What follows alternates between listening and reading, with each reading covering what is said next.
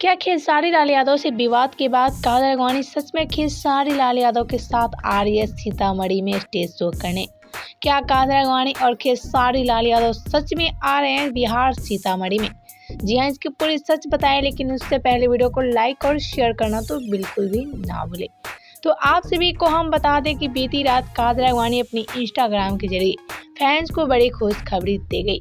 जी हाँ, आप सभी को हम बता दें कि काजल राघवानी अपनी इंस्टा स्टोरी के जरिए फैंस को काफ़ी बड़ी सूचना दे गई। जी हाँ, आप सभी को हम बता दें काजल राघवानी सीतामढ़ी में आ रही है एक शोरूम के उद्घाटन में, और ऐसे में काजल राघवानी वहाँ आने के लिए काफ़ी बड़ी बातें भी कर रही हैं, और ऐसे में फैंस से अपील कर रही हैं कि आप लोग बड़ी से बड़ी संख्या में वहाँ तब्दील हो। तो अभी देखना होगा कि क्या काजल राघवानी अकेले आ रही हैं वहाँ या खेसारी लाल यादव के साथ नजर आएंगी।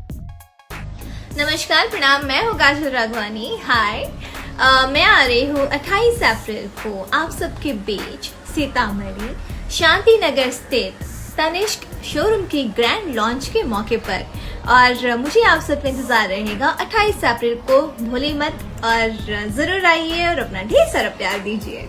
प्रणाम। 28 अप्रैल, डोंट फॉरगेट।